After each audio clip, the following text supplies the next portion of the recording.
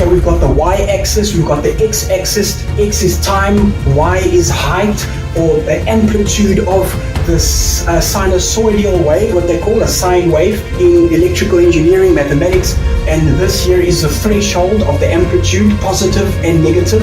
And then what we have here is the zero axis, so x intersects y at 0, and then we have the sinusoidal wave on a measurement across time. So light in wave or particle, this is the atom. The atom consists of a nucleus, which is a proton, which is a positive charge, and the neutron, which is a neutral charge, it's a neutrality.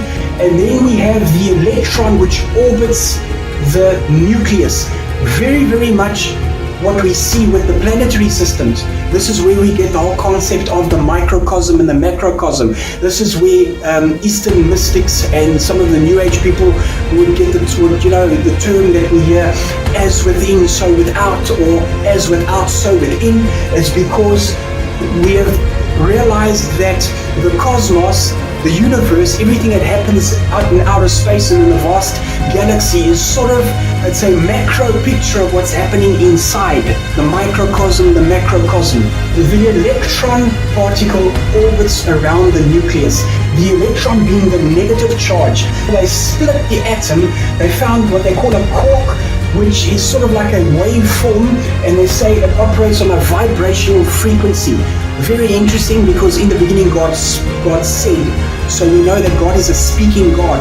Then in John chapter 1, in the beginning was the Word, and the Word was with God, and the Word was God.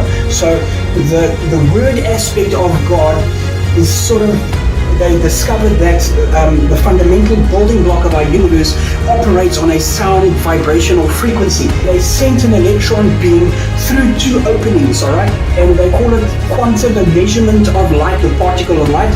And they sent it through onto a glass phosphorus display, and based on whether it was observed or not observed, the particle of light will behave according to whether it's been observed or not. That already is spooky in itself. How does the particle of light know that it is being observed when there's no observation? The particle of light remains what they call a wave of potentiality. A wave of potentiality, picture that is what the waveform looks like. Waves of potentiality. When it is observed, all of a sudden the light particle has knowledge or awareness that it is being observed, and it actually makes a trajectory in time. It goes back in time and makes a trajectory, and it comes back and it manifests as what they call a dead particle. So that is the phenomenon. Light is either a wave or a particle. So if it's not observed, it stays as a wave of potentiality.